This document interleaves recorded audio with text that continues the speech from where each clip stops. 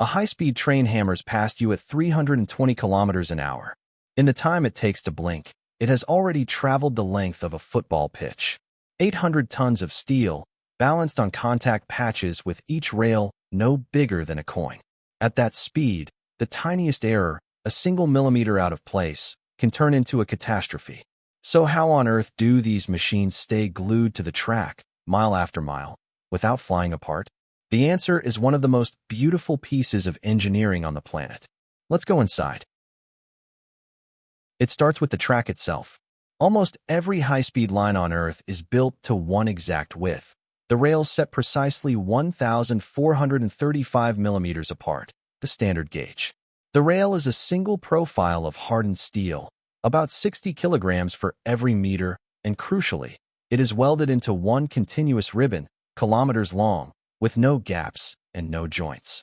Because at 300 kilometers an hour, a single gap in the rail would hit the train like a hammer blow. Perfection here isn't a luxury. It's the starting line. Now, the first piece of magic. Why doesn't the train just wander off the rails on a curve? You might think there's a deep lip on the wheel, gripping the rail. There is one, but it's only a last resort. The real secret is the shape of the wheel itself. Train wheels are not flat cylinders.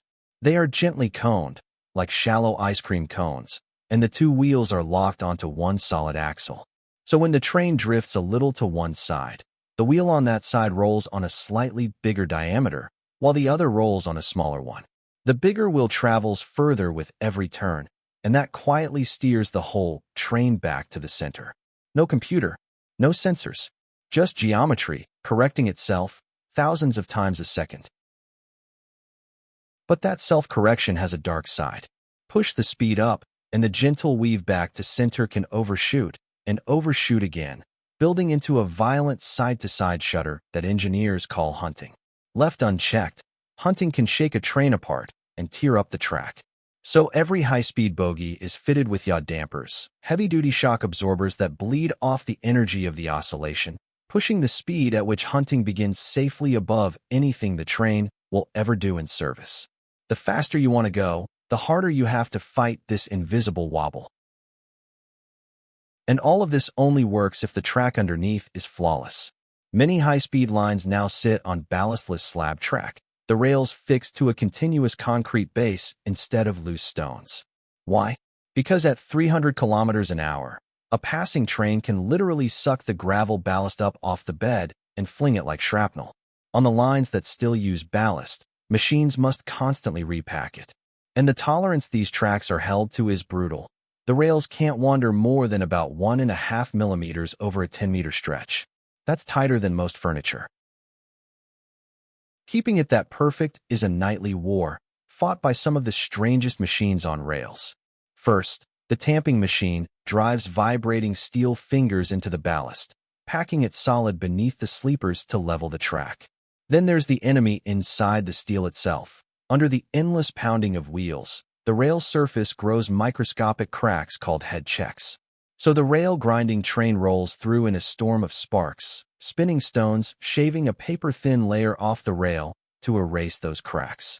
And when a rail is finally worn out, machines cut it away and flash butt weld a fresh section in, fusing the steel into one seamless piece. Now, a different enemy, one you can't see. Air. At low speed, air barely matters. But the faster you go, the harder it pushes back, and it climbs ferociously, roughly double the speed, and you need close to 8 times the power just to punch through the wind. Above about 250 kilometers an hour, fighting the air becomes the single biggest thing the train is doing. So the shape of a bullet train isn't styling. It's survival, every curve sculpted to slip through the atmosphere. And the best example of that came from a bird. Japan's early bullet trains had a problem.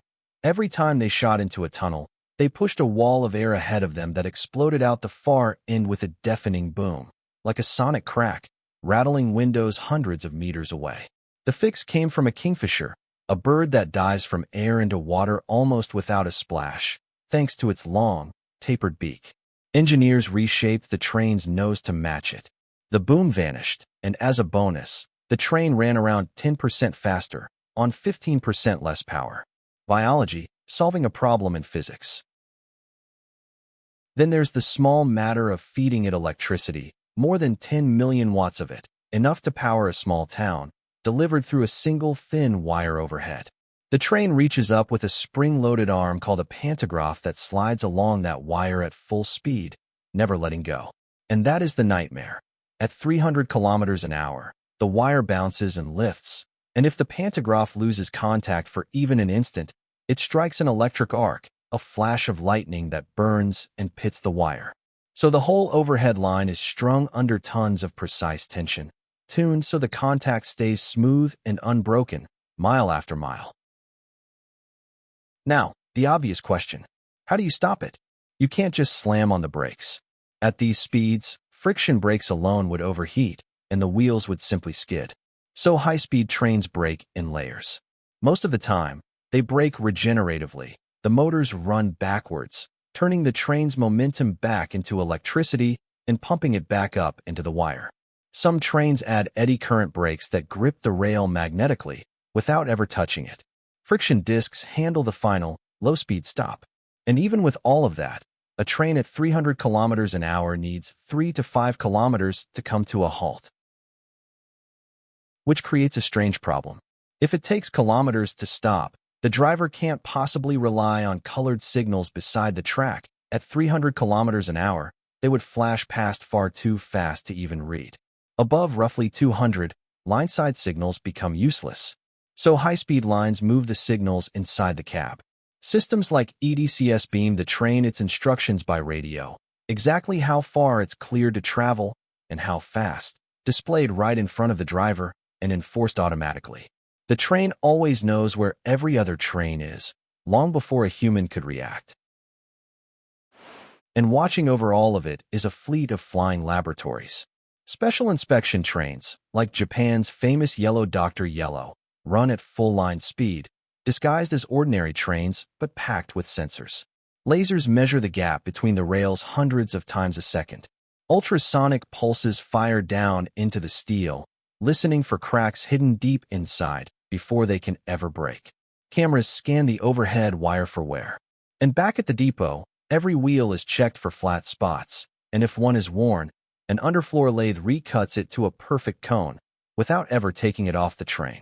Nothing is left to chance.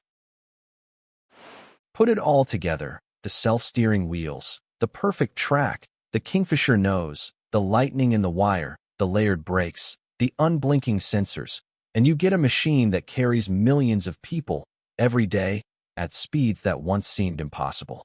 In a single test run, a French train once touched 574 kilometers an hour. China alone has now laid over 50,000 kilometers of high-speed line.